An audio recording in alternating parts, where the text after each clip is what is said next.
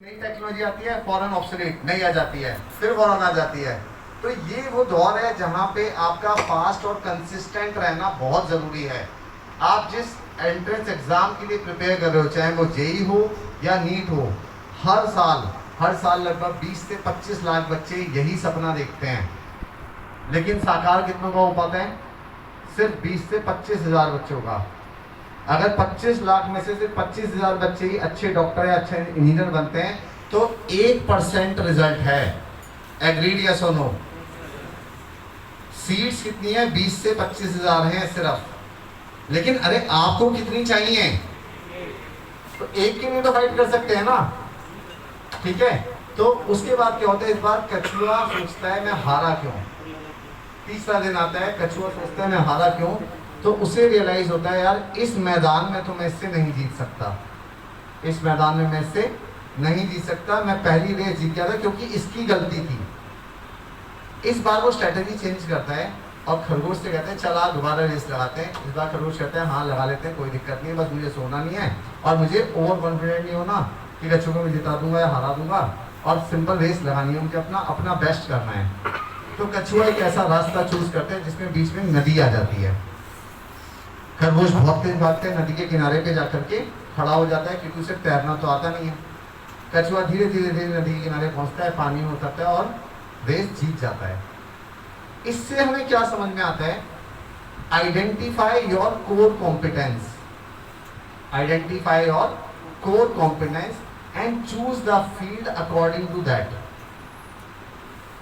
आपको अपनी शक्ति पहचाननी है। जैसे कई बच्चे होते हैं, उन्हें पता होता है मेरा ये पार्ट स्ट्रांग है, मेरा ये पार्ट स्ट्रांग है, और सब्जेक्ट स्ट्रांग होने से भी ज़्यादा ज़रूरी क्या है। मैं अक्सर बच्चों से जब पहली क्लास लेना करता था, मैं बोर्ड पे बड़ा बड़ा लिखता था आस्क और क्वेश्चन मार्क लगा दिया करता था। बच्चों से इसकी फुल फॉर्म पूछा करता था। ए का मतलब होता है बच्चों एटीट्यूड। आस्क में ए का मतलब क्या होता है? एटीट्यूड। एस का मतलब क्या होता है? स्किल। और के का मतलब क्या होता है? Knowledge. Knowledge comes to the last. पहले आपके अंदर एटीट्यूड होना चाहिए सीखने का। अगर एटीट्यूड ही अच्छा नहीं है तो आप IITian डॉक्टर बन के भी कुछ लाइफ में बहुत अच्छा नहीं कर पाओगे, I am damn sure. Next आती है स्किल। ये स्किल का ही एग्जाम है बेसिकली, कि आप कितने स्मार्ट तरीके से, आपको क्या लगता है जिसकी रैंक 1 आती है उसका IIT के एग्जाम में 6 घंटे दिमाग चल रहा होता है? ऐसा बिल्कुल नहीं होता है। उसके लिए सारी सिचुएशन पहले जैसी देखी हुई होती है कहीं ना कहीं, तो वो रिसेंबल कर रहा होता है पास्ट के डॉट्स से। ये मैंने कहीं देखा हुआ है, इस टाइप का क्वेश्चन है, ऐसे हो जाएगा। ये मैं अपने अनुभव से नहीं, मेरे ऐसे बहुत सारे स्टूडेंट्स रहे जिनसे बात हुई, जिनसे पूछा गया कि यार ये वाला क्वेश्चन कैसे अटेम्प्ट कर दिया। कई बार जब IIT का एग्जाम होता था, हम लोग जो बैठते थे सॉल्व करने के लिए, टीचर्स की पूरी टीम बैठती थी, और बीइंग अ केमिस्ट्री टीचर मैं सिर्फ केमिस्ट्री का सॉल्व करता था, तो हमें उन बच्चों से भी कई बार ज़्यादा टाइम लग जाता था। तो जो टॉप करके आता है बच्चा, उसका पहली चीज़ होती है उसका एटीट्यूड बहुत ही पॉजिटिव होता है, उसे अपने आप पे बहुत भरोसा होता है, उसके अंदर एक स्किल डेवलप होती है विद टाइम, क्या कि मुझे रिजेक्शन करना आता है, उसे डूज और डू नॉट में डिफरेंशिएट करना आता है, जिसको बाद में समझ में आया। इसे बोलते हैं बच्चों पेपर टेम्परामेंट। अगर किसी बच्चे ने बहुत अच्छी मेहनत करी है और उसका पेपर टेम्परामेंट अच्छा नहीं है, कई पेरेंट्स ने सुना होगा अपने बच्चे को घर आते हुए बोलते हुए यार मुझे सब आता था, पता नहीं पेपर में क्या हो गया। ऐसा होता है नहीं होता है? या घर आकर के हम पेपर सॉल्व करते हैं, पूरे नंबर आ जाते हैं, पेपर में हम 70, 80, 60 पे लटक जाते हैं। तो ये होता क्यों है? इसको बोलते हैं बच्चों पेपर टेम्परामेंट। पेपर टेम्परामेंट सुधारने का एक ही तरीका होता है, वो तरीका क्या होता है? Practice practice practice practice. कई बच्चों को ऐसा लगता है, बोलते हुए पेरेंट्स को मैंने सुना है कि आपके टाइम पे कुछ और होता था, हमारे टाइम पे कुछ और है, आपको कुछ नहीं पता। ये बड़ी कॉमन सी चीज़ें जो मैं सुनता आ रहा हूँ काफ़ी सालों से। तो पहले के टाइम पे अगर कंपटीशन कम था तो रिसोर्सेज भी बहुत कम थे। जिस रिस्पेक्ट में रिसोर्सेज बढ़ गए उस रिस्पेक्ट में कंपटीशन भी बढ़ा, तो कुछ बदलाव नहीं है। तो आप लोगों का पहली चीज़ है एटीट्यूड अच्छा हो, स्किल हो, नॉलेज तो आपको हर जगह से मिल जाएगी बच्चों। आज नॉलेज की कमी नहीं है, इंफॉर्मेशन की कमी नहीं है। आप एक टाइप करते हो गूगल पे, आपके पास 50 लिंक आ जाते हैं। वहाँ एक रोल आता है अच्छे टीचर का। जो आपको गाइड करता है ये रेलिवेंट है, ये इररेलिवेंट है। क्योंकि 2 साल का, या तो आप मेजोरिटी बच्चे आई थिंक यहाँ पे सिर्फ जेई नीट और ड्रॉप आउट स्टूडेंट्स हैं, एग्रीड यस और नो? तो आपके पास समय ऑलरेडी बहुत कम है। 6 से 7 महीने का समय है जिसमें आपको जेई नीट का पूरा सिलेबस जो क्लास 11 का पीसीएम या पीसीबी है उसे कंप्लीट करना है। कंप्लीट इतने अच्छे तरीके से करना है कि रिवीजन का आपको टाइम नहीं मिलेगा, पहली बार में ही सही से कर जाना है। तो आपको लगातार क्या करते रहना होगा, एक तो अपने आप को टेस्ट करते रहना होगा और अपनी स्किल्स को शार्प करना है, अपनी स्ट्रेंथ को पहचानना है। पेपर अगर टफ आता है तो सबके लिए टफ होगा, इसमें खुश होना चाहिए हमें। कई बच्चे पेपर में डिप्रेस हो जाते हैं। इवन जेई के मैं एग्जाम की अगर बात करता हूँ, जेई एडवांस का पेपर 1 हमेशा टफ आता है, पेपर 1 हमेशा टफ आता है, पेपर 2 हमेशा इजी आता है। ये लास्ट में 15-20 सालों के एक्सपीरियंस से बता रहा हूँ। लेकिन पेपर 2 में सबसे कम नंबर आते हैं बच्चों के, पेपर 1 में ज़्यादा आते हैं। क्योंकि आईआईटी का एग्जाम हो या नीट का एग्जाम हो, ये दोनों एग्जाम ऐसे एग्जाम्स हैं जहाँ पे बच्चे का पेपर टेम्परामेंट का एक और पार्ट चेक किया जाता है। 2017 में 16 में किसी ईयर में ऐसा हुआ था, पेपर 9 बजे शुरू होना था और आईआईटी ने क्या किया था, जो एंट्रेंस एग्जाम कंडक्ट कराती बॉडी, उन्होंने क्या किया था कि 7 बजे एग्जामिनेशन हॉल में एंट्री दे दी, 2 घंटे खाली बैठा के रखा, उसके बाद पेपर दिया गया। आप खुद इमेजिन करो सिचुएशन, एग्जामिनेशन हॉल में बैठे हो, खाली बैठना है आपको सिर्फ 2 घंटे, उसके बाद शीट हाथ में मिलेगी। देखो नए क्वेश्चन तो बनाए नहीं जा सकते, आज इतना सारा काम हो चुका है इस फील्ड के अंदर कि कोई नए क्वेश्चन बनाने की गुंजाइश ही नहीं है, पुराने क्वेश्चंस को ही ट्वीट किया जाएगा। तो आपको क्या करना है, जो आपने पढ़ा हुआ है उसे इकट्ठा रखना है, बहुत काम रहना है। आने वाले 6 महीने आपको ना भैया से अपने, ना दीदी से, ना मम्मी से, ना बाबा से, किसी से झगड़ा नहीं करना है। क्योंकि ये छोटी छोटी चीजें होती हैं जो आपको डिफरेंशिएटिंग फैक्टर में डालती जाती हैं। कई लोगों ने वर्ड सुना होगा सेल्फ मेड मैन, सुना है? Self made woman, self made millionaire, self made billionaire, सुने हैं सारे शब्द? यस और नो? आवाज नहीं आई मुझे, यस और नो? तो सेल्फ मेड फेलियर किसी ने सुना है? कभी शब्द सुना हो सेल्फ मेड फेलियर? किसी ने सुना हो? Just raise your hand. होना तो चाहिए था ना शब्द। जब self made man, self made millionaire होता है, सेल्फ मेड सक्सेसफुल पर्सन होता है, why not self made failure? क्योंकि फेलियर इंसान ना कभी रिस्पॉन्सिबिलिटी लेता ही नहीं है, वो सिर्फ ब्लेम करता है। किसको? टाइम को, किस्मत को, अपनी सिचुएशंस को। मुझे ये नहीं मिला था इसलिए मैं नहीं हो पाया ऐसा, मेरे पास ये रिसोर्सेज नहीं थे इसलिए मैं ऐसा नहीं कर पाया। सक्सेसफुल बच्चा जो होता है या जिसका सिलेक्शन हो जाता है, उसको एक ही चीज होती है, मैंने कर दिया। बहाने 1000 हो सकते हैं, करने के लिए आपको एक कारण ढूंढना है जिसकी वजह से आपका सिलेक्शन हो जाएगा। तो यहाँ पे भी कुछ ऐसा हमने कुछ सिस्टम बनाने की कोशिश की है, जो एक ड्रीम प्रोजेक्ट है आपके अमन भैया का। मतलब अमन के अंदर ऐसी क्या बातें हैं, आपने बहुत सारे बच्चे उन्हें फॉलो करते हैं, उन्हें चाहते हैं कि कैसे उन लोगों ने इतनी छोटी उम्र में ये सब अचीव किया। देखिए उम्र कुछ नहीं होती है किसी भी चीज़ को हासिल करने के लिए। कुछ दिनों पहले मैं एक बच्चे से मिला था, एयरपोर्ट पे जा रहा था और उसने आके पैर छुए मेरे और कहता है कि सर आपने पहचाना? मैंने कहा नहीं बेटा मैं नहीं पहचाना तेरे को। तो उसके बाद क्या हुआ, मैंने कहा कहाँ पढ़ाया था? उसने कहा सर मैं भावनगर गुजरात में कभी आपसे पढ़ा हुआ हूँ। भावनगर गुजरात एक छोटा सा एक जगह है, वहाँ पे एक ज्ञान मंजरी स्कूल है, वहाँ पे मैं करियर पॉइंट की तरफ से एक बार स्कूल प्रोजेक्ट के लिए गया था। वहाँ एक बच्चा था, तो उस बच्चे से मुझे क्या कर रहा है आजकल कि भैया मैंने आईआईटी दिल्ली से बीटेक किया, उसके बाद मैं अपनी कुछ छोटा मोटा काम करने लग गया, वो काम बड़ा हो गया थोड़ा सा। मैंने कहा क्या काम कर रहा था ऐसा? तो उसने कहा एक कंपनी खोली थी, सेकेंड ईयर में स्टार्टअप कल्चर था आईआईटी में। आप जानते हैं कि आईआईटी दिल्ली वर्ल्ड के टॉप 4 इंस्टीट्यूट्स में आती है जहाँ पे स्टार्टअप कल्चर बहुत ज़्यादा अच्छा चलता है।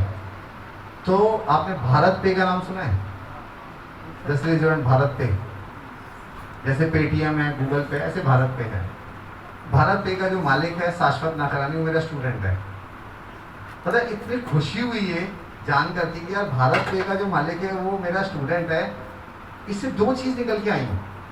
इस जिंदगी में, इस धरती पे केवल 2 लोग ऐसे हैं बच्चों जो आपकी तरक्की देख करके बहुत खुश होते हैं। मतलब उनका सीना ऐसा चौड़ जाता है कि यार ये दिस बिलोंग टू मी या ही और शी बिलोंग्स टू मी। पहले होते हैं आपके पेरेंट्स, वो कभी आपको नहीं चाहते कि आप कुछ भी गलत करें या आप कहीं पर भी लॉस खाएं, कभी नहीं चाहेंगे। सेकंड होते हैं आपके टीचर्स। और ये जो फेज है लास्ट का 11 12 जो आप कोचिंग करते हैं, ये आखिरी वो टाइम है बच्चों कि आपको टीचर्स पढ़ाना चाहते हैं एक्चुअली।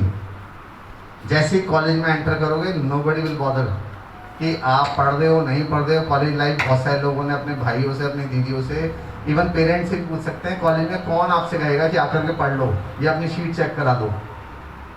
वहाँ पे प्रोफेसर्स ऐसे पीछे नहीं पड़ेंगे जहाँ पे यहाँ पे जितने लोग आपके पीछे पढ़ते हैं, पढ़ लो, शीट हो गई नहीं हुई, डीपीपी हुई नहीं हुई।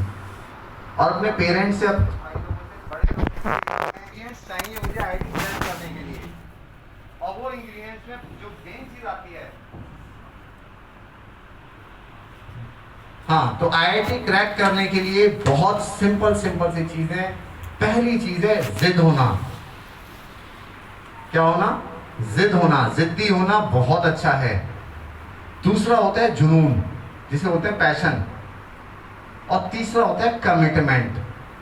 कमिटमेंट वर्ड बहुत बच्चे गलत समझते हैं, बहुत लोग गलत समझते हैं। लगभग मैं लास्ट 15-16 सालों में कई बच्चों से पूछा, बेटा प्रॉमिस और कमिटमेंट में क्या फर्क होता है? Majority of them are fail to give me the right answer.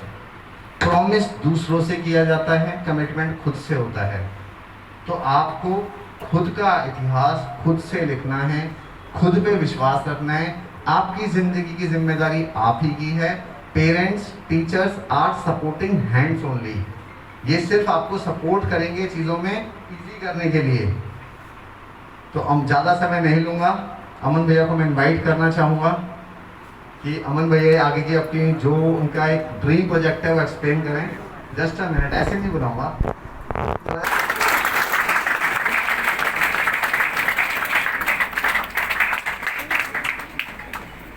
Hello everyone, कैसे हो आप सभी लोग?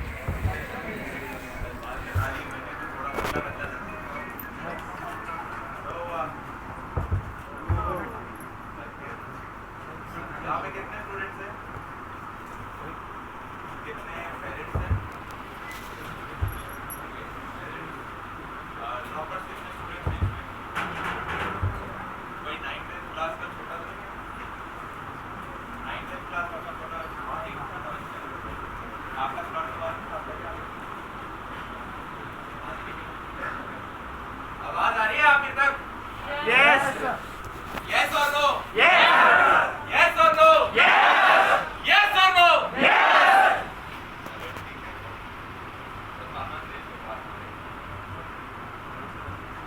जितने भी यहाँ पे पेरेंट्स हैं, मेरा नाम है अमन अग्रवाल और मैं भी आज से 6-7 साल पहले 11th-12th क्लास में था। और एक जर्नी होती है 11th-12th क्लास में, उस दौरान कोचिंग से जाया करते थे बस पकड़ के। फिर थोड़ा शर्मीला बच्चा था तो पेरेंट्स को मेरा करता डाउट वाउट नहीं बताते कोचिंग वाले, तो पर्सनल ट्यूशन साथ में और ले लिया था और फिर साथ में स्कूल वगैरह होता था। अब आप सभी भी लोग यार उस जर्नी को बुलाने वाले, मुझे बस ये बताओ लास्ट तक आवाज़ आ रही है इस वॉल्यूम में? थोड़ा और वीडियो मत बना लेना, मास्क नीचे कर लिया तो आवाज़ नहीं पहुँच पाती है।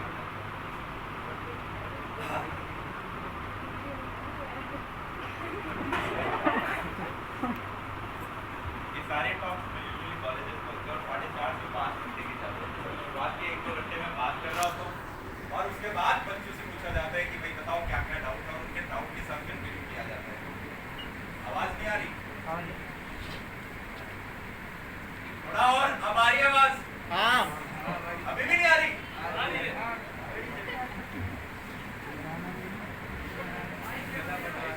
चेक 1 2 3, आ रही है आवाज़?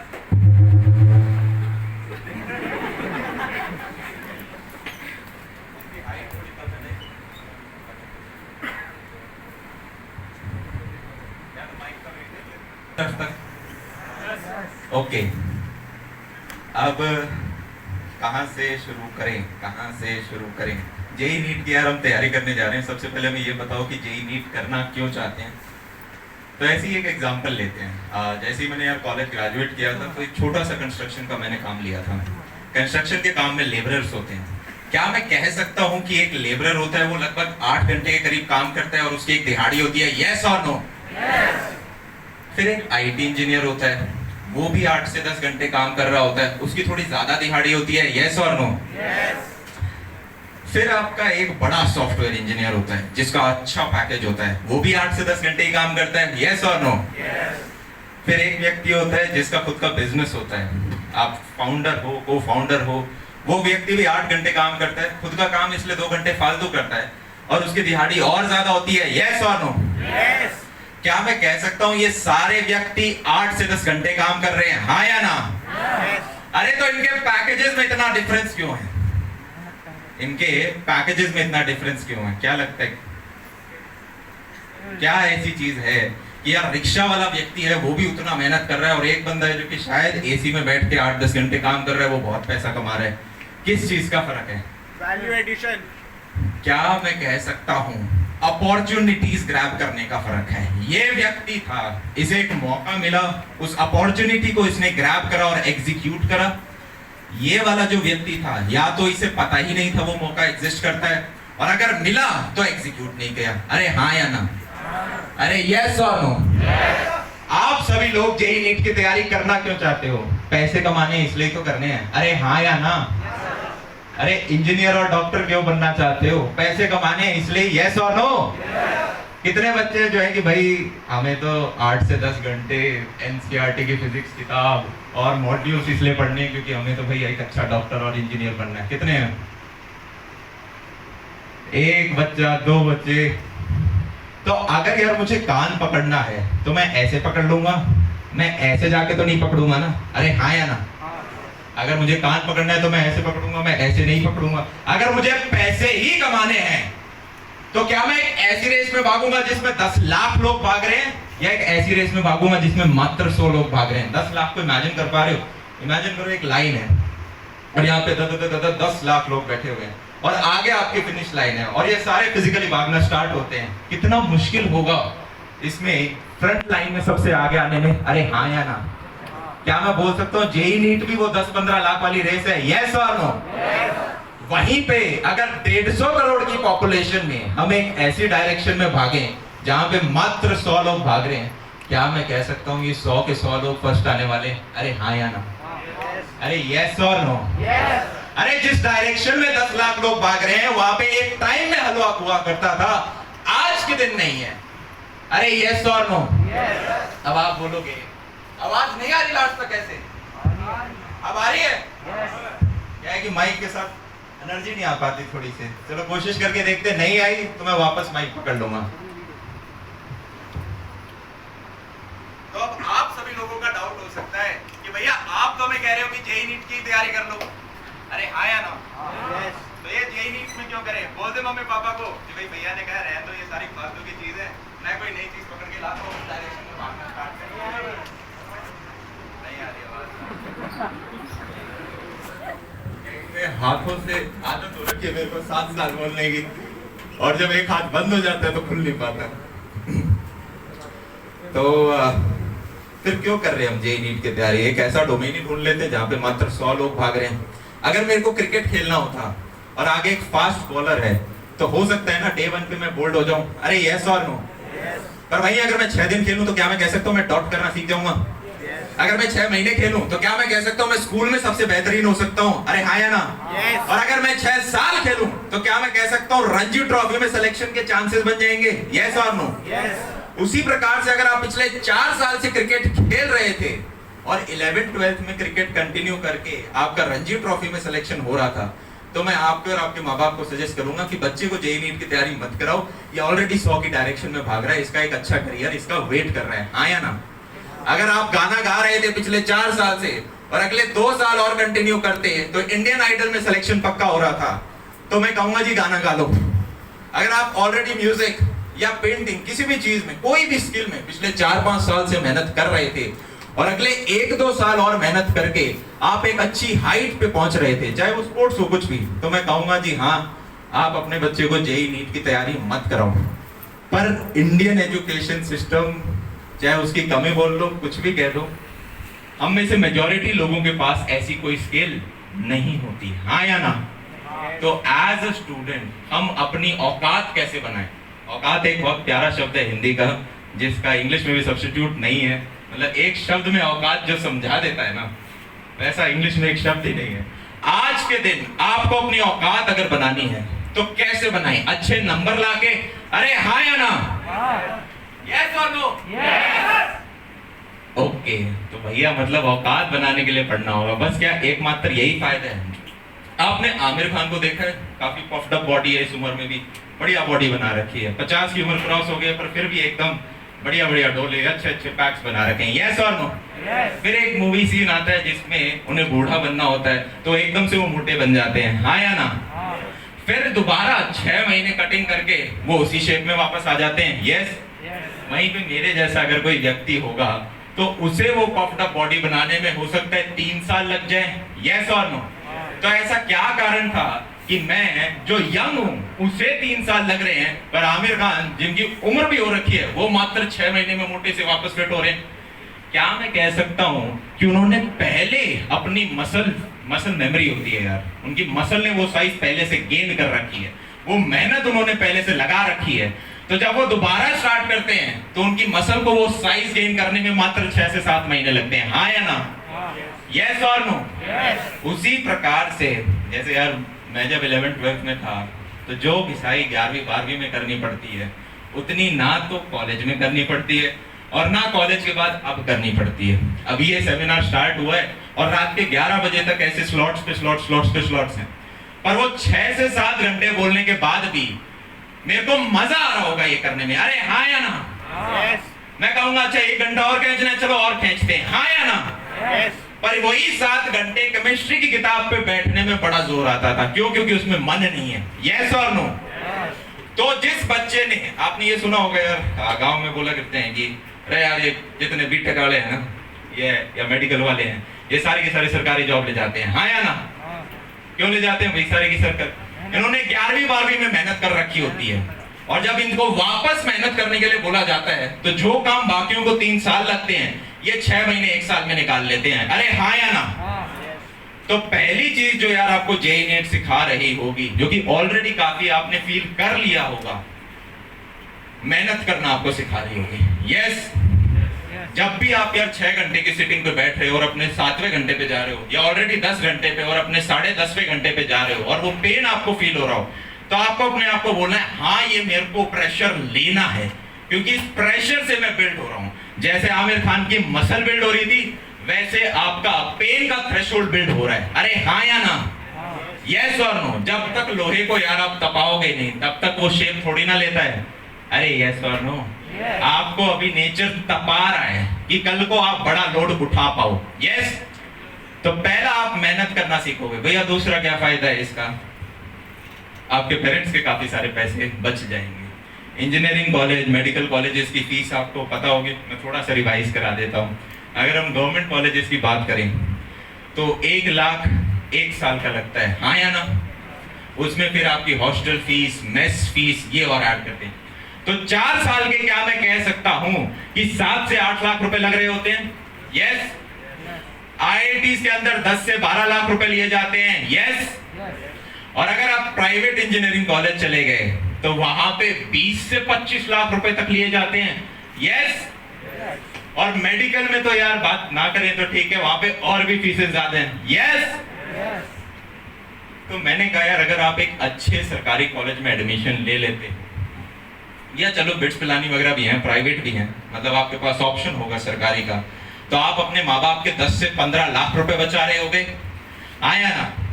मेरा तो मानना ये है कि अपने पेरेंट्स के साथ एक डील कर लो। क्या डील कर लो? कि पापा अगर मेरा अच्छे सरकारी कॉलेज में हो गया तो ये जो 15 लाख रुपए मैंने आपके बचाए, इनमें से 1.5 लाख मेरे, अरे हाँ या ना? उनको कल को आपको अगर कुछ इच्छा हुई कि यार मैं अपने कॉलेज में एक नया वेंचर स्टार्ट करना चाहता हूँ, किसी प्रोजेक्ट पे काम करना चाहता हूँ, तो आपके माँ बाप खुशी खुशी लगा देंगे वो, यस और नो? तो ये चीज क्यों ना की जाए? थर्ड बेनिफिट, आपके यार कॉलेज लाइफ के बारे में आपने बहुत सुना होगा कि यार कॉलेज लाइफ बहुत अच्छी होती है, कॉलेज लाइफ बहुत अच्छी होती है। आया ना, मूवीज भी बनती हैं, इस पे टीवी सीरीज भी बनती हैं। जितना अच्छा कॉलेज होता है ना, उतनी अच्छी कॉलेज लाइफ होती है। ये एक फैक्ट है। अगर मैं NSIT का था तो IIT की कॉलेज लाइफ हमसे बेहतर है। ये एक फैक्ट है। यस और नो? हमारा अगर 150 एकड़ का कैंपस है तो उनका 400 एकड़ का कैंपस है। IIT खड़गपुर का 2000 एकड़ का कैंपस है। यस और नो? ये 300 एकड़ के कैंपस भी ऐसे होते हैं कि एक गेट से दूसरे गेट में जाने में 10 मिनट लगते हैं। IIT खड़गपुर में तो बस और साइकिल वाइकिल चल रही होती है अगर भाई हॉस्टल से क्लास जाना है तो हम एक ऐसी लाइफ क्यों ना लें? इंडिया के सबसे ब्राइट माइंड्स के बीच में बैठ के आप मस्ती कर रहे होगे। अरे हाँ या ना? ये जो घिस्सू बच्चे होते हैं ना, जो 12वीं में ड्रॉपर्स में घिस रहे होते हैं, ये जब कॉलेज में आते हैं तो इन्हें एकदम से खुला खुला लगता है, जैसे एक परिंदा जो पिंजरे में था उसको एकदम से खोल दिया गया हो 400 एकड़ के कैंपस में। और वो 4 साल बहुत अच्छे होते हैं। तो उस चीज के लिए यार हम मेहनत कर रहे हैं। अरे हाँ या ना? वहीं पे एक चीज और बता देता हूँ, जितने ये प्राइवेट इंस्टीट्यूट हैं, बिट्स पिलानी को छोड़ रहा हूँ क्योंकि वहां तो अटेंडेंस पॉलिसी नहीं है, पर मेजॉरिटी जो प्राइवेट कॉलेजेस हैं वहां पे मिनिमम 75% या 85% अटेंडेंस रखनी पड़ती है। ठीक है, पढ़ाएंगे कुछ नहीं, जबरदस्ती क्लास में जाके बैठना पड़ेगा, मन भी नहीं करेगा, पीछे वाली बेंच पे बैठ के गेम खेल रहे होगे।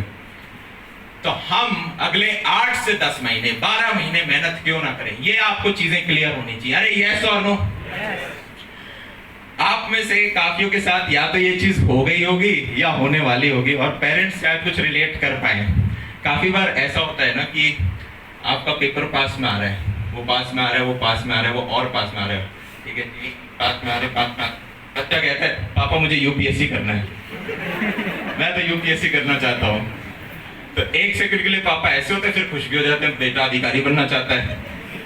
ये अच्छी बात है, पर यार कहीं एक एस्केप ना हो, इस चीज का आपको ध्यान रखना है कि आपको एक चीज से इतना डर लगा UPSC मेरे को जाना है। अरे UPSC में आर्ट्स कॉमर्स के बच्चे साथ में आते हैं। अभी तो तुम JEE नीट वाले अलग अलग हो, उसमें एक साथ कंपीट कर रहे होगे। 2 साल ऊपर वाले, 2 साल नीचे वाले बच्चे सारे बैठ रहे होंगे। अरे हाँ या ना? और सीट भी कम है। तो अगर UPSC निकालना ही है तो क्यों ना पहले एक आसान पेपर JEE से शुरुआत या नीट से शुरुआत कर ली जाए। यस और नो? फिर काफियों के आएगा, देखो 4 साल पहले से क्रिकेट खेल रहे थे, तब तो इस रेस में मत आओ, तब क्रिकेट खेलो।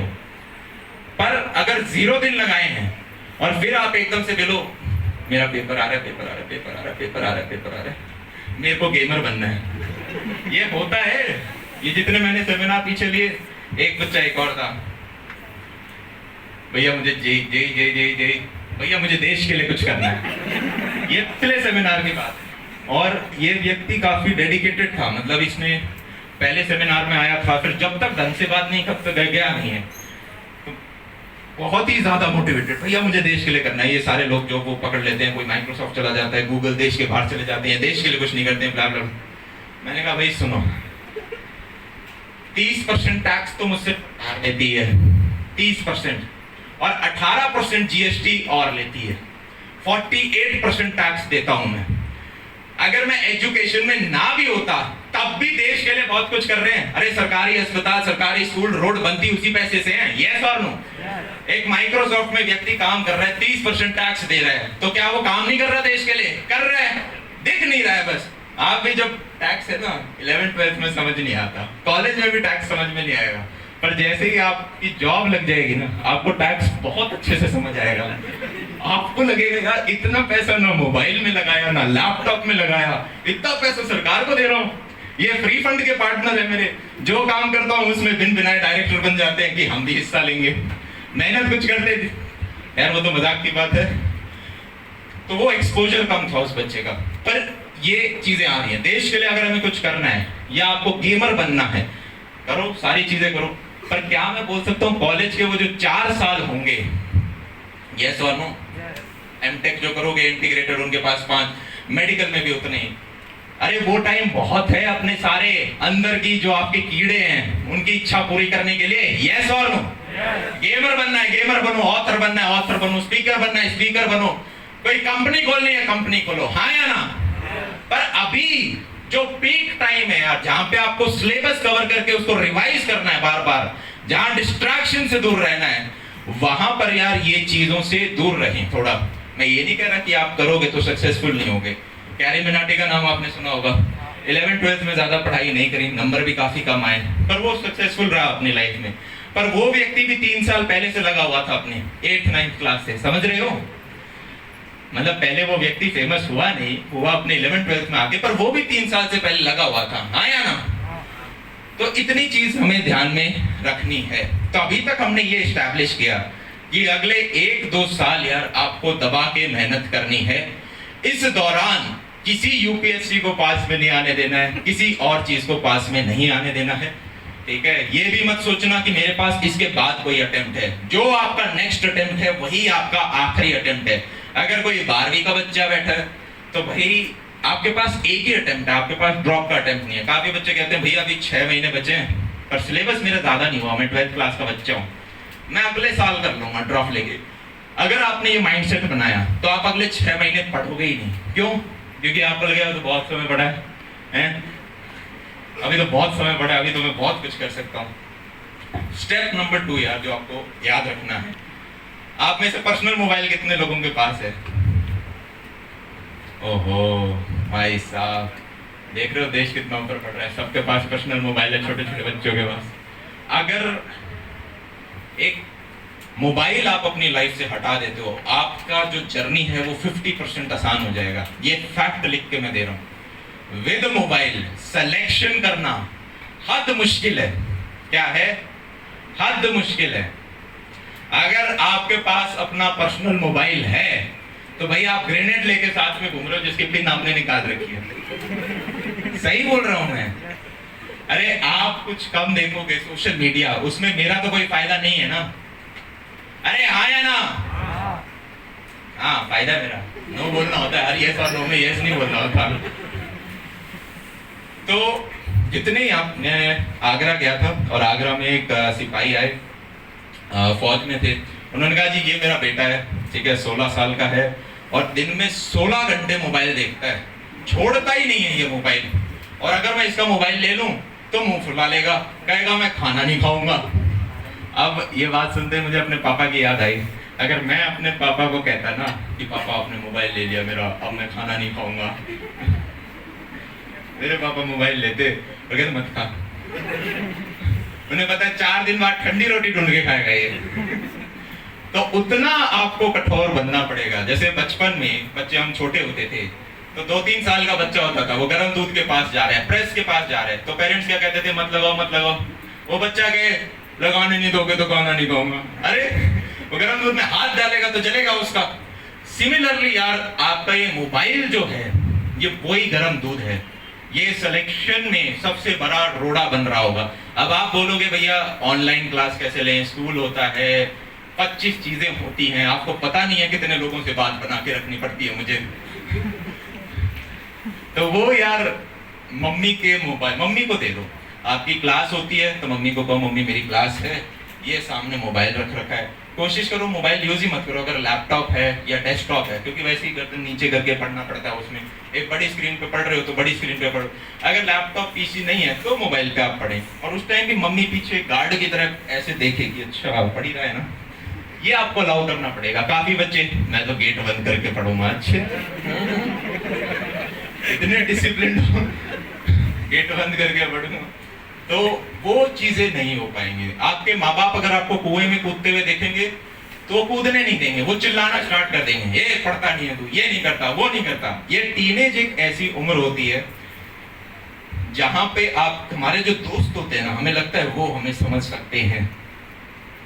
बंटी समझता है मुझे असली में, तो यार बंटी को मेरे बारे में जितना पता है ना अपने मम्मी पापा को भी नहीं। अच्छा आपके एक गांठ मान लेना, ये आज नहीं तो आपको 4 साल बाद बात समझ में आ जाएगी। इस पूरी पृथ्वी पे मात्र 2 ही लोग हैं जो आपका भला चाहते हैं। कितने लोग हैं? 2 लोग हैं, और वो है आपके मम्मी और पापा। हाँ या ना? अरे भाई कल को बड़े होगे तो सगे भाई के साथ भी केस हो सकता है, यस और नो? महाभारत में भी लोग प्रॉपर्टी पे लड़ लिए थे भाई वगैरह, पर आपकी मम्मी आपके ऊपर कभी केस नहीं कर रही होगी, यस? तो इस चीज का ध्यान रखना है। काफी बार हो सकता है कि वो उतने पढ़े लिखे ना हो, अगर परिस्थिति खराब रही हो, शायद जो आप करने जा रहे हो उस चीज के बारे में उन्हें ज्यादा नॉलेज ना हो, पर वो कभी भी उनका दिल से इंटेंशन खराब नहीं होगा। उन्हें नॉलेज नहीं होगी तो बोल देंगे जी मेरे को पता नहीं है इसके बारे में, मैं पूछ के बता दूंगा। या जो आपको मेरे पापा के साथ अभी ये रिलेशन है कि अगर उन्होंने कुछ भी बोल दिया, कुछ भी मतलब कि अमन ये सारी चीजें बंद कर दो, ठीक है, और हिमालय पे जाके बैठ जाओ, तो मेरे मुंह से एक शब्द निकलेगा ओके। इतना उनको मेरे ऊपर कॉन्फिडेंस है और मुझे उनके ऊपर कॉन्फिडेंस है। मेरा खुद का एनालिसिस है कि 10 में से 9 बार वो एग्जैक्ट बिल्कुल परफेक्ट सही रहे हैं, और एक बार अगर उनका डिसीजन ऊपर नीचे रहा भी है तो वो परिस्थिति ऐसी थी, उन्होंने ऐसा नहीं था कि उस एक बार में चाहा कि मैं फेल हूं। समझ में आ रहा है? यस और नो? अरे फौज पुलिस का कॉन्सेप्ट सुना है? एक व्यक्ति घर में ऊपर होता है, बड़ा ऑफिसर होता है, फिर एक नीचे ऑफिसर होता है, फिर और नीचे ऑफिसर होते हैं, और वहां पे एक बार जो ऑर्डर दे दिया वो फॉलो किया जाता है। यस और नो? और फौज जितना डिसिप्लिन कहीं और पे है नहीं है ना। ऐसा तो नहीं है सीनियर ऑफिसर अपने जूनियर ऑफिसर का पूरा चाहता है, नहीं होता ना ऐसे। अरे नहीं होता ना, जो छोटी मोटी पॉलिटिक्स हो उसका नहीं कह सकते, पर यूजुअली नहीं होता। मेरे पापा ने मुझे बचपन में कहा था बेटा आप गमले हो। मैंने कहा था कैसे?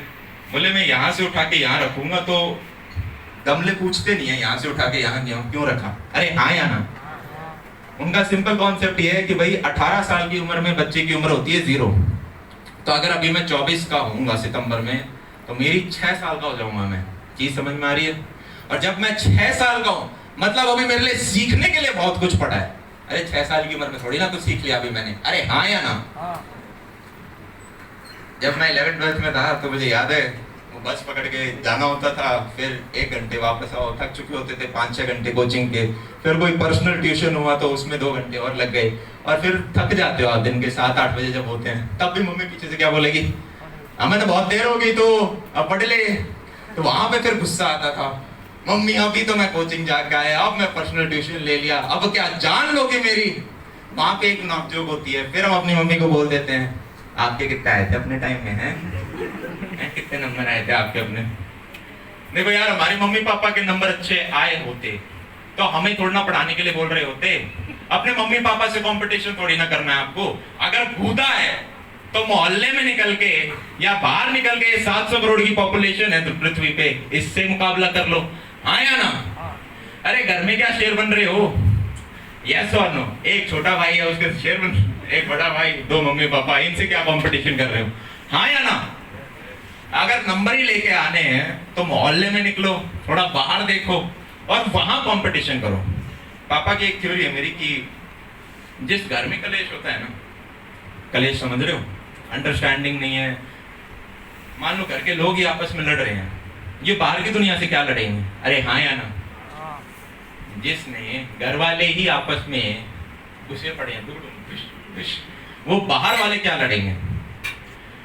तो ये अंडरस्टैंडिंग बहुत जरूरी है। मान लो किसी भी एक बच्चे आ जा सामने बैठे, इसको बुलाते हैं, अब ये लड़का है, इसने बहुत पैसा कमा लिया, ठीक है, 250 करोड़ रुपए कमा लिए इस लड़के ने, पर इसकी बीवी इसको मारती है तो क्या ये एक सक्सेसफुल आदमी है?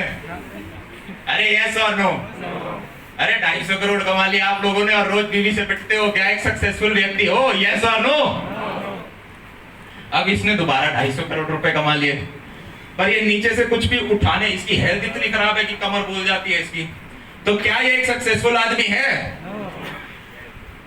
तो लाइफ में सक्सेस नहीं यार, फुलफिल्ड के पीछे भागना बहुत जरूरी है। एक बैलेंस 3 चीजों के बीच में। पहला फाइनेंसेस। अरे हाँ या ना? जैसे वो होती है ना, क्या बोलते हैं उसे, मैगी किससे खाते हैं? फॉर्क। वो एक टूल है, उससे आप खा पाते हो, कांटा बोलते हैं उसे।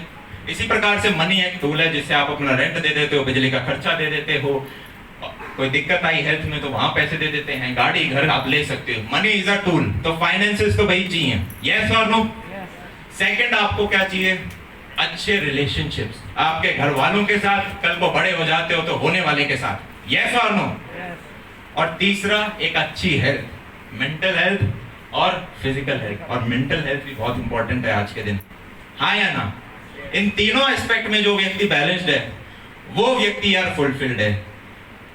तो फुलफिल्ड लाइफ के पीछे हम क्यों ना भागे? अच्छा यार, कभी अपने आप से पूछा, इस पृथ्वी पे आए हैं, 18 चैप्टर लगभग लगभग यार जा चुके हैं, 18 साल के हो गए ना, 18 चैप्टर लगभग जा चुके हैं और 50-60 चैप्टर और बचे हैं। इस जिंदगी में गोल क्या है हमारा, करने क्या चाहते हैं?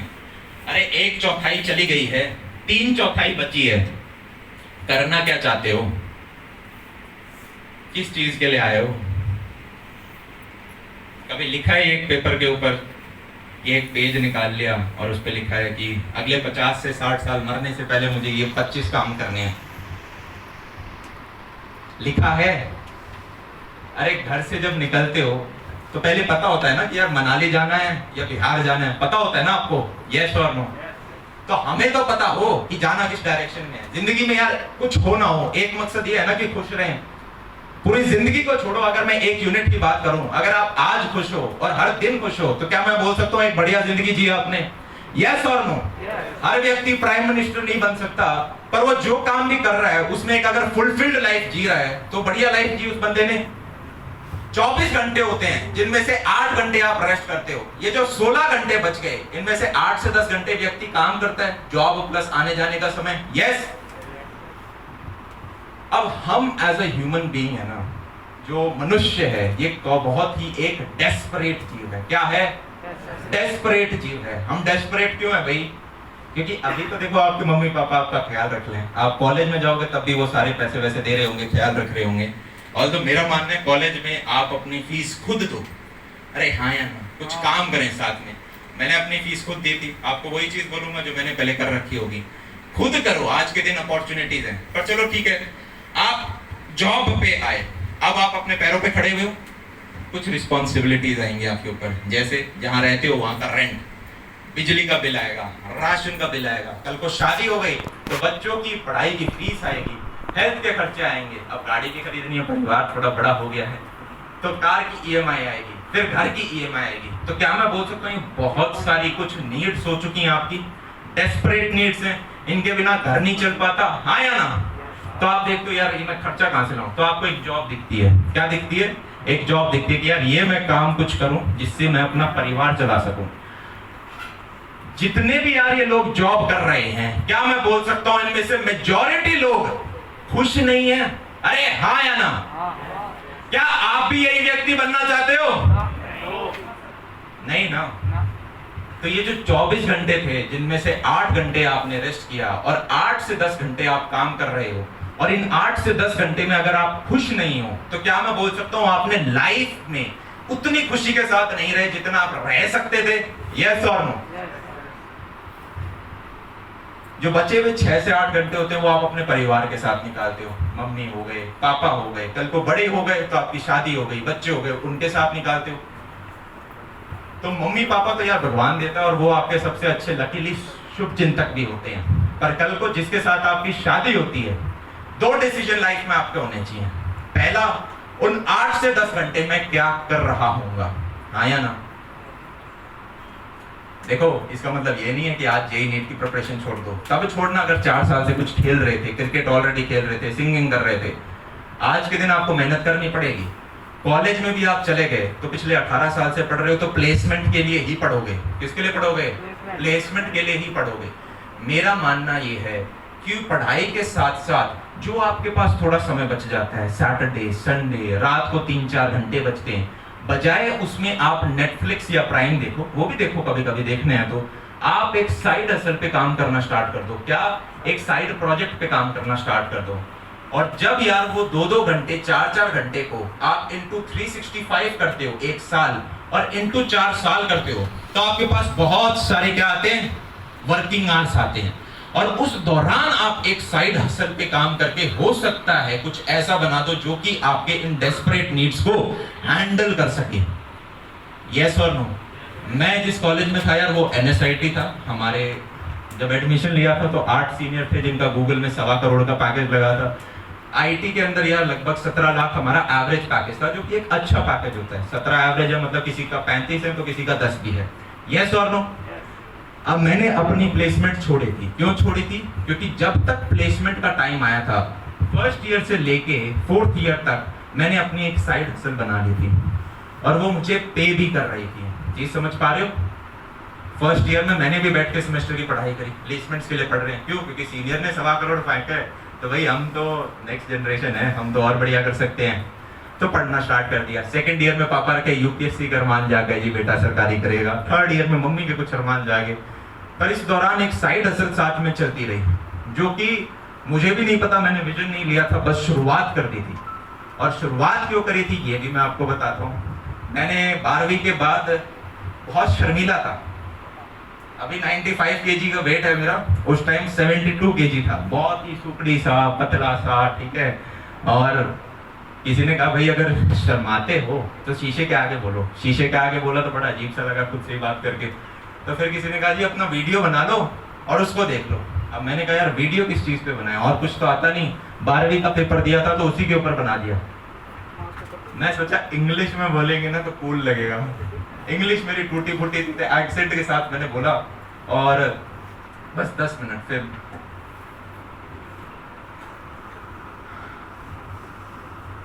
4 मिनट दोगे?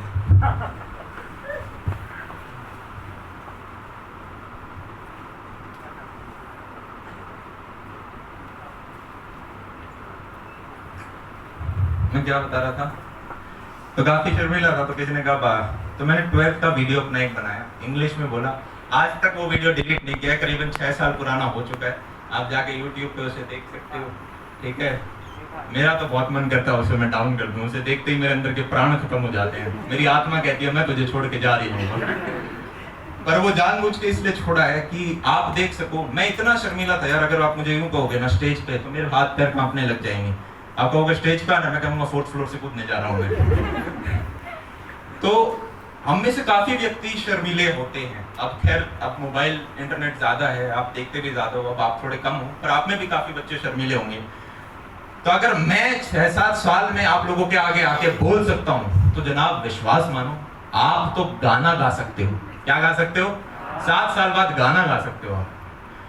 तो मैंने अपना वहां से जर्नी स्टार्ट की थी, ऐसी वीडियो डाल दिया था, कोई यूं नहीं था, बस शर्मीले थे तो सोचा एक वीडियो डाल देते हैं। किसी ने कमेंट में कहा और डाल दो, मैंने और डाल दिया, फिर किसी ने और कहा और डाल दो, डाल दिया।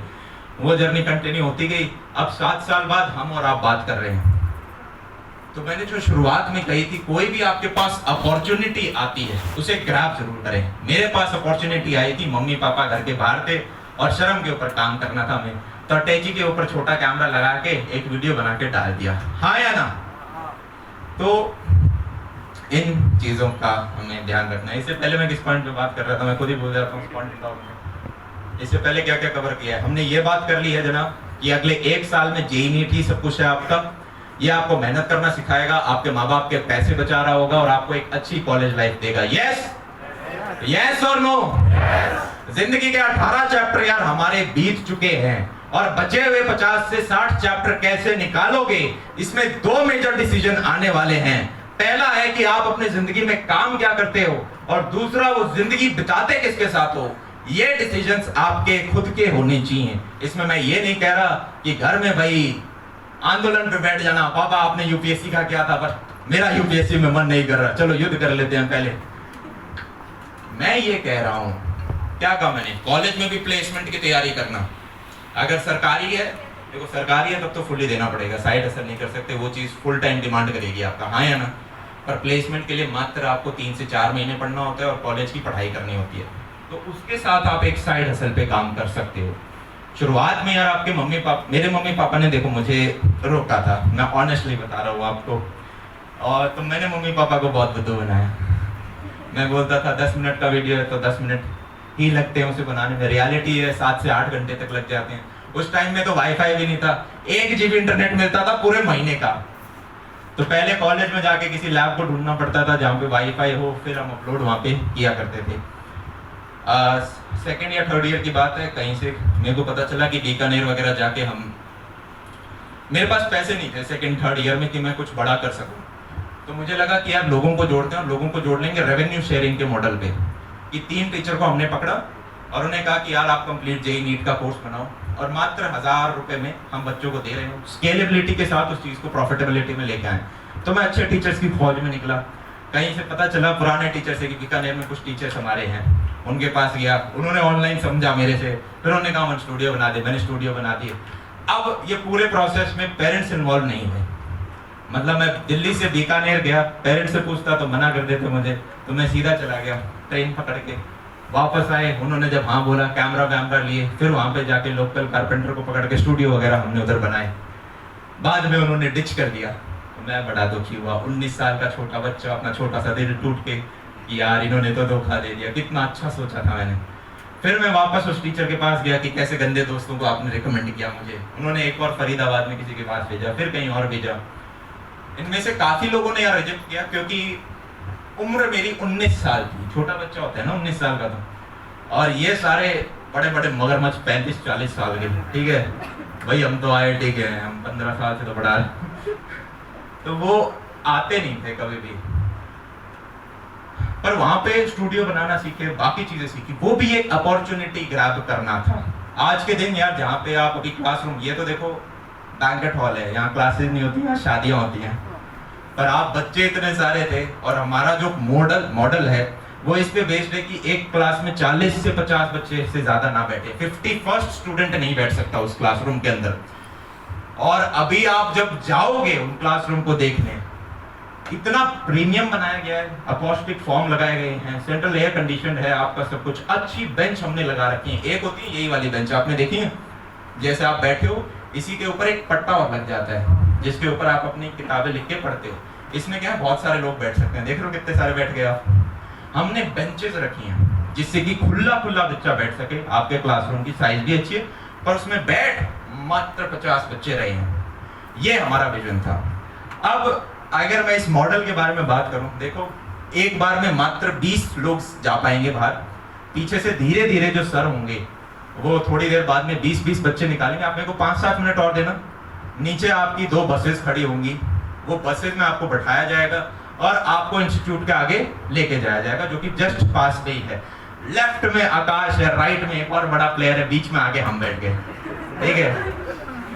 तो आपको वहां तक लेके जाया जाएगा, पर 20-20 के स्लॉट में, क्योंकि पेरेंट्स भी होते हैं जब साथ में, तो वो क्लास जल्दी भर जाएगा। एक साथ हम इतने सारे लोग नहीं हो सकते।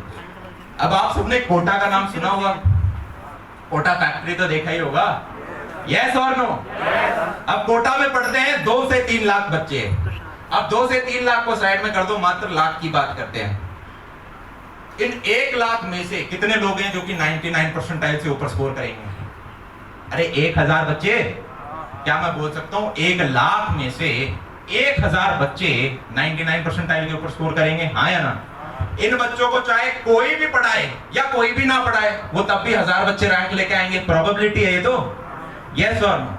न्यूज़पेपर में कितने आपको रिजल्ट दिखाने होते हैं फ्रंट पेज पे? 50-60? क्या वहां से निकल सकते हैं?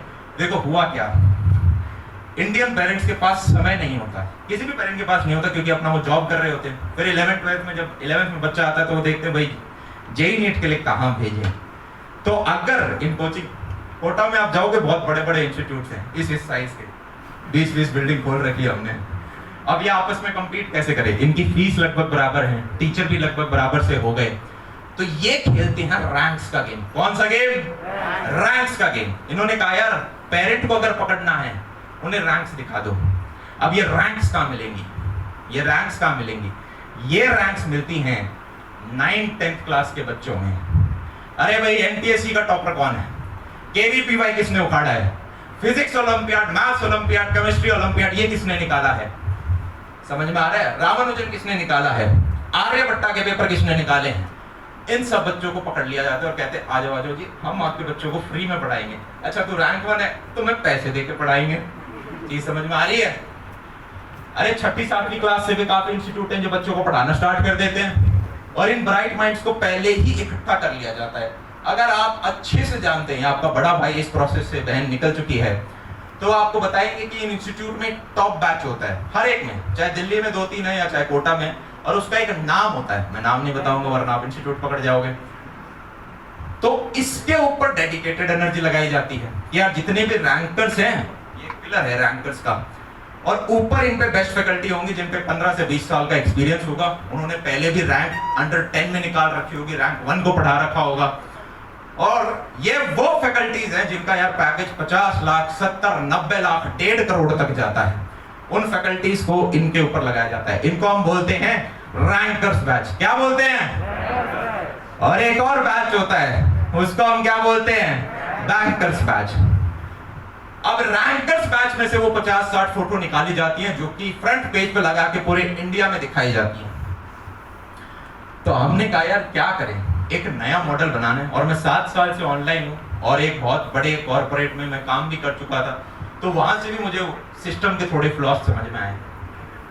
तो हमने कहा यार अगर हम ये टॉप फैकल्टी जो है रैंकर्स बैच की, इसको लेके पूरे इंडिया में अगर स्प्रेड कर दे तो, अरे अभी दिक्कत क्या है, आप तो अभी दिल्ली में बैठे हुए हो, पर अगर एक छोटे शहर की बात करी जाए, बिलासपुर हो गया, मथुरा हो गया, अब अगर आप इन टीचरों को कहोगे इनके अच्छे पैकेजेस हैं, अरे हाँ ना अच्छा पैसा कमा रहे हैं ना ये, यस और नो, तो ये अपनी अच्छी लाइफस्टाइल चाहेंगे, यस और नो, इनका भी घर परिवार है, यस और नो, तो ये कहेंगे जी हम दिल्ली रहना चाहेंगे, मुंबई रहना चाहेंगे, पुणे रहना चाहेंगे, या कोटा में जॉब है तो कोटा में रहना चाहेंगे, या फिर अपने होम टाउन जहाँ पे पैदा हुए परिवार है वहां रहना चाहेंगे, यस और नो। इस टीचर को मैं आके कहूँ जी आ जाओ जी बिलासपुर में हमारे 200 बच्चे उन्हें पढ़ा दो, तो ये क्या कहता है, अरे नहीं मैं नहीं आ पाऊंगा जी, उधर किसी जूनियर फैकल्टी को भेज दो, मैं इधर ही सेटल ठीक हूँ। मेरा एक बच्चा है जो 9th क्लास में पढ़ता है, मैं उसका स्कूल चेंज करके वहां नहीं जा सकता, समझ रहे हो। टीचर को ले जाना बहुत मुश्किल था, टॉप फैकल्टी को थ्रू आउट इंडिया स्प्रेड करना बड़ा मुश्किल टास्क है, यस और नो। तो इसलिए इंडिया का मेजॉरिटी बच्चा जो कि टियर 2 टियर 3 सिटीज में रहते हैं, सारे नहीं मेजॉरिटी बच्चे ये सारे इकट्ठे होके कोटा जाते थे कि चलो भाई वहां टॉप टीचर्स हैं, हम उधर पढ़ने जा रहे होंगे, आया ना। तो हमने कहा जी टॉप फैकल्टी पकड़ लेते हैं, और ये 50 बच्चे हैं। हमने एक क्लासरूम ऐसे बनाए जहाँ पे अगर आप इन बड़े इंस्टीट्यूट में जाते हो, बड़े इंस्टीट्यूट में जाते हो जो कि 30 साल से चल रहे हैं, आप इनकी क्लास स्ट्रेंथ देखोगे 250-300 बच्चों की होती है। 300 बच्चे अभी यहाँ बैठे भी नहीं है, तो आप देख लो कितनी बड़ी क्लासरूम होती है। बस 2-4 मिनट और दे दो मेरे को, फिर मैं भेजता हूँ 2-4, पीछे से 20, बस 2-4 मिनट और दे दो, फिर वो आप ले जाना होने चाहिए। तो कल मेरे पास हम इंदिरापुरम में जाते परसों, तो एक पुलिस कांस्टेबल आए। पहले तो मैं सोचा मास्क नहीं पहन रखा, मेरे को इतना पकड़ लेंगे। फिर वो बोले नहीं मेरा बेटा है, इसका मैंने टैलेंट में एडमिशन करा दिया, ठीक है, और वहाँ पे 1.5 लाख की फीस है, 1.5 लाख रहने का है, और बच्चा कह रहे हमें आपके साथ पढ़ना है। मैंने कहा क्यों, दे दी फीस। बोला वहाँ 250-300 बच्चे एक साथ पढ़ते हैं। तो हमने सबसे पहली प्रॉब्लम पकड़ी कि हमारी क्लास में 40 से 50 बच्चे बैठेंगे, 51st भी नहीं हो रहा होगा। एक छोटा क्लासरूम होगा जहाँ पे आपके बच्चे की ज्यादा केयर की जा रही होगी, और मास्टर सर के ऊपर बैठा होगा। कैसे, एक तो मेन फैकल्टी है ही जिसका 50 से लेकर 1.5 करोड़ तक का पैकेज है, ये आपके बच्चे को पढ़ा रहा होगा। साथ में एक जूनियर फैकल्टी भी होंगी जिनके पास 3 से 4 साल का एक्सपीरियंस होगा, और इन 50 बच्चों को अगर कोई भी डाउट है वो डायरेक्ट इनसे आके पूछ सकते हैं, यस और नो। अब मेरा मानना ये था यार, मैं खुद 12वीं में बहुत शर्मीला था, मैं टीचर से डाउट नहीं पूछता था। इन 50 में से भी मात्र 7 से 8 बच्चे इनसे पूछेंगे डाउट, बाकी नहीं पूछेंगे। बाकी क्या सोचेंगे, अरे यार नेहा क्या सोचेगी, ये क्वेश्चन भी नहीं आता है, तो वो पूछेंगे नहीं उससे।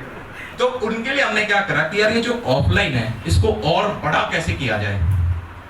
हर चैप्टर में 150 से 200 एक्सरसाइज के क्वेश्चन होते हैं। तो वापस आ गया, तो कल भी था, अरे हर चैप्टर में 150 से 200 क्वेश्चंस होते हैं। अगर उन क्वेश्चंस के वीडियो सॉल्यूशंस बच्चों को मिल जाएं, साथ में जो हर दिन होमवर्क दिया जाता है डीपीपी 10 से 15 क्वेश्चन, उनके वीडियो सॉल्यूशंस मिल जाएं, साथ में जो टेस्ट सीरीज होती है जिसमें सही गलत के साथ मार्क्स मिलते हैं, उनके भी वीडियो सॉल्यूशंस मिल जाएं, तो क्या मैं बोल सकता हूं अब हर बच्चा अपने घर में बैठ के वेबसाइट पे सॉल्यूशंस देख सकता है, चाहे दिन हो या रात के 4 बजे रखे हो, हाँ या ना। शर्मीला बच्चा भी देख लेगा। अगर ये वीडियो सॉल्यूशन देख के भी नहीं समझ में आया, अगले दिन वापस इन टीचर के पास आ जाओ, सर नहीं समझ पाया। तो ये एक सिस्टम यार हमने बनाया, एक छोटी क्लासरूम हमने रखी जहां पे मात्र 50 बच्चे यार बैठे हुए हैं, उनके सामने एक मेन फैकल्टी बैठा हुआ है। वो मेन फैकल्टी ने इतिहास में यार पहले ही बहुत रिजल्ट निकाल रखे हैं। हमारे पास ऐसे टीचर्स हैं जिन्होंने एम्स की रैंक 1 5 बार निकाल रखी है, पूरे आकाश के एक्स एचओडी रह चुके हैं, विद्या मंदिर के एक्स एचओडी रह चुके हैं। हमारा सबसे मेन जो स्ट्रेंथ है वो फैकल्टीज है कि यार ये जो रैंकर्स बैच की टॉप फैकल्टी थी, इनको अपने साथ यार हम लेके आ चुके हैं। डाउट सॉल्विंग के लिए एक extra junior faculty plus video solution हमने दे रखे हैं। तो माँ बाप के जो पर्सनल ट्यूशन पे घंटे के 1000-2000 रुपए लगते थे, वो हमने बचा लिए यहाँ पे। फिर भैया क्या बस इतना ही है? और कुछ नहीं दिया। अब ये 50 बच्चे यहाँ पर बैठे हुए हैं, मान लो इनमें से ये वाला जो बच्चा है ये बीमार हो गया, मत हो ये बीमार, पर ये हो गया, इसके टांग में कुछ चोट लग गई या किसी कारणवश इसे शहर के बाहर जाना पड़ा, भाई की शादी थी, तो ये व्यक्ति भी क्लास अटेंड कर सकता है अपने लैपटॉप पे बैठ के। किस प्रकार से क्लास अटेंड कर सकता है? लाइव। जूम सबने देखा है? तो जैसा जूम का इंटरफेस होता है बिल्कुल वैसा ही से यार हमने जूम में इंटीग्रेट कर दिया है। अगर आगे जो टीचर हो सामने कैमरा लग रखा होगा वो इसे स्ट्रीम हो रहा होगा। जैसे आप जूम में माइक ऑन ऑफ करके टीचर से डाउट पूछ सकते हो, ये आज क्लास अटेंड नहीं कर पाया पर ये दूसरे स्टेट में बैठ के भी अपना माइक ऑन करके उस सर से डाउट पूछ सकता है कि गगन सर ये चीज मेरे को समझ में नहीं आई, और माइक सिस्टम वहां पे ऐसे लगा रखे हैं कि गगन सर को वो चीज सुनाई दे रही होगी और गगन सर जो चीज आपको वापस बोलेंगे वो इस बच्चे को सुनाई देगी। क्या कॉन्सेप्ट समझ में आया?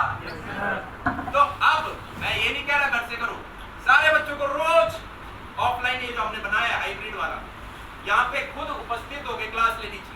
पर अगर ऐसी एक सिचुएशन आती है जहाँ पे आप नहीं अटेंड कर पाते हो तो आप अपने घर से भी देख सकते हो। भैया क्या बस इतना ही है? काफी बच्चे होते हैं जो कि 11th में या पूरा सिलेबस कर लिया, अब उसके बाद 12th में जब जाते हैं तो 11वीं के चैप्टर अगर ढंग से रिवाइज नहीं किए हैं 4-4, 5-5 बार, तो आप चैप्टर भूल जाते हो। होता है नहीं होता? तो ऐसे में वो चैप्टर वापस कौन पढ़ाए? या तो YouTube पे जाके किसी का देखो, पर अगर उसी सेम फैकल्टी के लेक्चर मिल जाए तो बहुत बढ़िया बात होगी, हाँ या ना?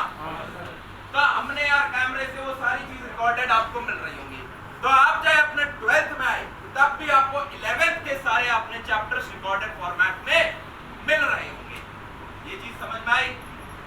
तो इस प्रकार से यार हमने जो हमारा कहाँ थे उस प्रकार से यार हमारे ऑफलाइन में जो कमी थी, ऑफलाइन तो रखा ही, इनफैक्ट उसको भी बेटर किया कि हमने 250 बच्चों की जगह 300 बच्चों की जगह मात्र 50 बच्चे रखे। और दिल्ली में जितने आपके और कोचिंग इंस्टीट्यूट हैं आप हर एक के सेंटर देख लेना, हमारे सेंटर आपको उससे ज्यादा प्रीमियम दिख रहे होंगे।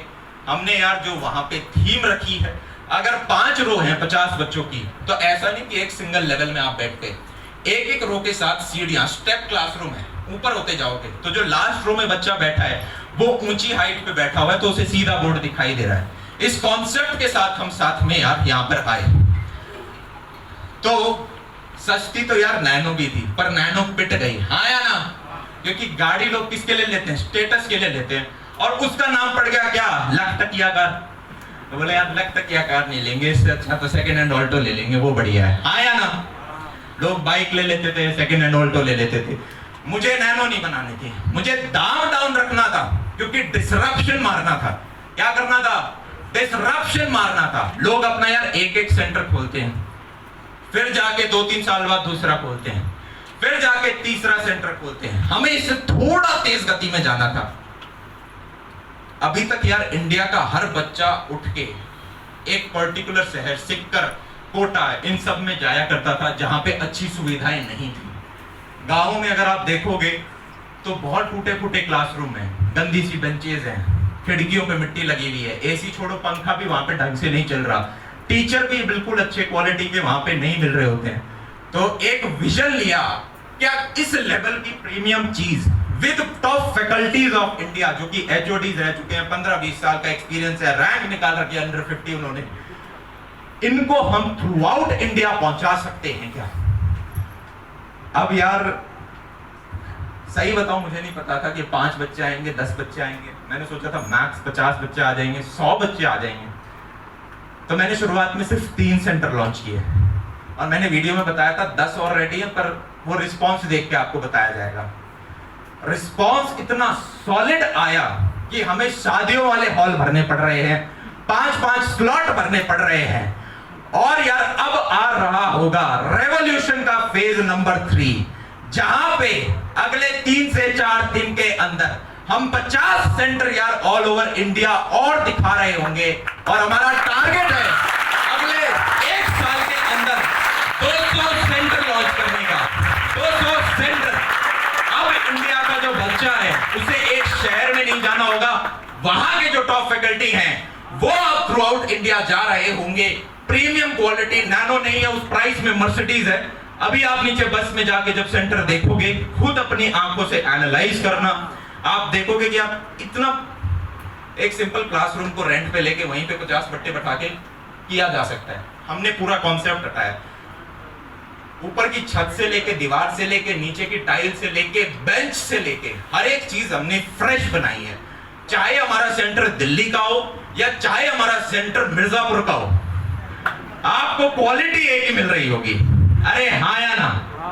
इस चीज पे काम करना था। अगर मैकडॉनल्ड्स में जाते हो तो यहाँ पे भी आलू टिक्की बर्गर मिलेगा, बैंगलोर में भी आलू टिक्की मिलेगा। यस और नो? सेम क्वालिटी हमें हर जगह रखनी थी, वो हमने अपनी यूएसपी बनाई। फिर भैया बस यही है और कुछ भी है, हमने कहा कि प्राइस को एकदम से डाउन कर देते हैं। हमने प्राइस इतना डाउन किया, देखो यार हमने मॉडल आउट कर दिया, अब लोग इस मॉडल को कॉपी करेंगे। हमें फर्स्ट टर्म एडवांटेज तो मिलेगा, पर लोग इस चीज को कॉपी करेंगे। पर जब तक वो कॉपी करेंगे तब तक हम 200 सेंटर बना चुके होंगे। और इंडिया में यार इस चीज को आज के दिन और कोई नहीं कर रहा, और ना आसानी से कर पाएगा, क्योंकि इस चीज को करने के लिए 4 से 5 मेन एलिमेंट्स चाहिए होते हैं। बड़े जो यार एडटेक कंपनीज हैं वो वैल्यूएशन पे जाती हैं कि भाई हमारा, देख रहे होगे उनका ऑनलाइन कोर्स भी 70-80 हजार का होता है, मेंटर वेंटर देते हैं साथ में, है ना? 70-80 हजार का कोर्स होता है। वो क्या कहते हैं, 80 हजार का कोर्स है, कल को हम इतने लोगों तक पहुंच जाएंगे, तो जी इसलिए हम 28 हजार करोड़ की कंपनी हो गए। उनके वैल्यूएशन हजारों करोड़ों में है, $बिलियन बिजनेसेस वो बन रखे हैं, चाहे रेवेन्यू उनका ना हो, उतना ना हो, ठीक है? तो उससे हमें दूर रहना था, वो चीज नहीं करनी थी। वो प्लेयर्स हमारे साथ नहीं आ सकते, क्योंकि इन्वेस्टर को जो आप पिक्चर दिखाते हो आप एकदम से स्विच नहीं कर सकते कि हम प्राइस डाउन कर दे। इन्वेस्टर गला पकड़ लेगा कि यार ये वैल्यूएशन तुम्हारी आधी हो गई, हाँ या ना? जो ऑफलाइन के बड़े प्लेयर्स थे वो इसलिए नहीं कर सकते, उन्होंने इतना बड़ा सिस्टम बना लिया, इतने ज्यादा उन्होंने अपना एम्प्लॉयज वगैरह रख लिए हैं। अगर वो फीस अपनी आधी करेंगे उनका सिस्टम भी डिसरप्ट हो जाएगा। समझ रहे हो? एक भारी ट्रेन होती है ना यार, वो एकदम से नहीं रुक सकती, आया ना? आगे कुछ भी आए, ट्रक आए तो वो ट्रक टूटता ही है। तो अब ये भारी भारी ट्रेन हो चुकी हैं, ये एकदम से नहीं रुक सकती। मैं रुक सकता हूं। साथ में हमने यार, अगर आपको मैं बताऊं, एक पेरेंट आए, उन्होंने पूछा, अब आप चाहें तो पीछे से 20-20 ले जाएं, वो मेरी जान ले जाएंगे, ठीक है? एक बार में 20-20 की स्लॉट में साइलेंटली वो पीछे से लेके जाते रहेंगे। थोड़ी नॉइस आएगी, पर कोशिश करेंगे कि पता भी नहीं चले, इतना स्मूथ प्रोसेस हो सब कुछ। पहले दिन यार हम आगरा गए, हमें नहीं पता था कितने बच्चे आएंगे। हमने कॉल वॉल लगाए थे लोगों को कि आ जाओ, ये जगह वगैरह है। हमने सेंटर पे बुला लिया, हमारी किस्मत अच्छी थी, सेंटर के साइड में होटल था, तो हमने एकदम से सारा शिफ्ट कराया। फिर कल वाले सेंटर में यार हमने बैंक्वेट हॉल बुक किया, आज भी हमने बैंक्वेट हॉल बुक किया, जो भी नियर बाय सबसे अच्छा था हमने उसको किया। बसेस का सिस्टम लगाया, हर चीज दिन यार ऑर्गेनाइज करने में जा रहे हैं। और आप चाहें तो अपने में से कोई भी डाउट पूछ सकते हैं, मेरे को तो खैर 6-7 चीजें अभी और डिस्कस करनी है, पर किसी का कोई भी अगर इंडिविजुअल डाउट है। एक मेन चीज मैं भूल गया, वो मैं बता दूं, इस पूरे सेमिनार से अगर आप एक चीज अपनी लाइफ में उठा के लेके जाना चाहते हो, वो लिख लो। चाहे अभी जो मैं बताऊंगा आपको कहीं लिख सकते हो, या ध्यान में रख सकते हो, मोबाइल में लिख सकते हो।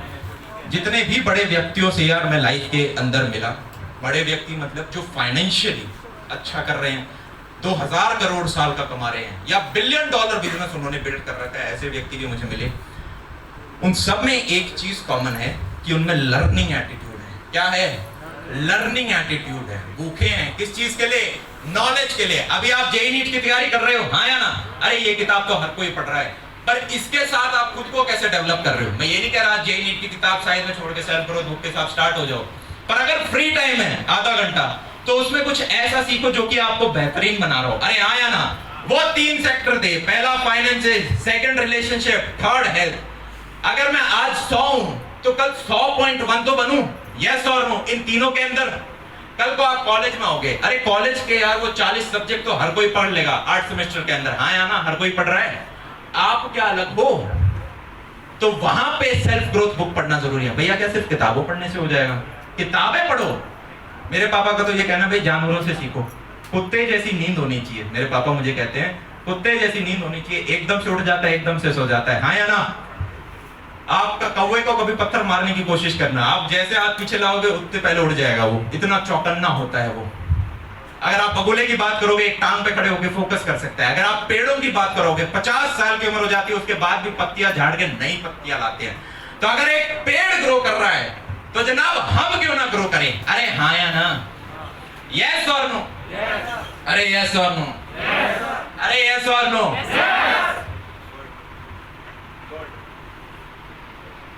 हम सब ऑथर हैं यार अपनी लाइफ के, हम सब ऑथर हैं अपनी लाइफ के, जिसके 18 चैप्टर जा चुके हैं और ये जो 50 चैप्टर अभी बचे हुए हैं, इनमें आप अपनी लाइफ कैसे चाहते हो कि जब आप 80-90 साल की उम्र में हो और पलट के अपनी उस किताब को देख रहे हो और कहानी किसी को सुना रहे हो, तो यार अगला बंदा कहे मजा आ गया, अगला कहे ना कहे आपको लगे कि यार मजा आ गया, यार कुछ गिल्ट नहीं रहा। Do not fear failure, do not fear failure but be terrified of regrets. अरे हाँ या ना?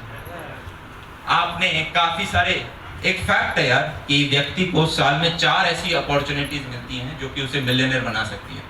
ये एक रिसर्च बेस्ड फैक्ट है। आप लगभग 18 साल के हो, शुरुआत के 8 साल आपने बोलना सीखना, चलना सीखा, पर पिछले 10 साल में क्या मैं बोल सकता हूं आपके पास 40 अपॉर्चुनिटीज थी जो आप मिस कर चुके हैं। यस? तो क्या अगले 50-60 सालों में आप 50-60 इंटू 4 अपॉर्चुनिटीज मिस करना चाहते हो? अगर मुझे कान पकड़ना है तो मैं ऐसे पकड़ लूंगा, मैं ऐसे नहीं पकड़ूंगा। यस और नो? अगर मुझे पैसे ही कमाने हैं तो मैं 10 लाख की डायरेक्शन में नहीं भागूंगा, मैं 100 की डायरेक्शन में भागूंगा। पर आज के दिन मेरी मजबूरी है 10 लाख की डायरेक्शन में भागना। क्यों? क्योंकि मैं 4 साल से क्रिकेट नहीं खेल रहा था। यस और नो? पर एक बार अगर मैं कॉलेज में आ गया तब जनाब मैं 100 की डायरेक्शन जरूर पकड़ रहा हूंगा। हाँ या ना?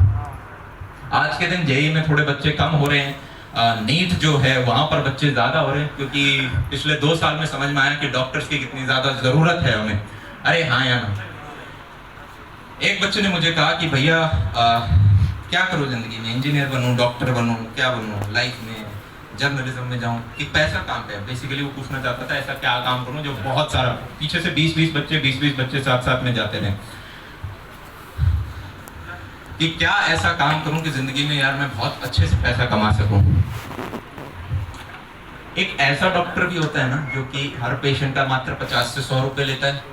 यस और नो? और एक ऐसा डॉक्टर भी होता है जो 3000 रुपए तक लेता है। क्या ये दोनों डॉक्टर हैं? हाँ या ना? तो कौन सा अच्छा डॉक्टर, कौन सा नहीं? क्या डॉक्टर अच्छा प्रोफेशन है या गंदा? डिपेंड करता है आप कितने अच्छे हो। ऐसे इंजीनियर भी हैं जिनकी जॉब नहीं लग रही और ऐसे इंजीनियर भी हैं जिनका 1.5 से 2 लाख का पैकेज है। यस और नो?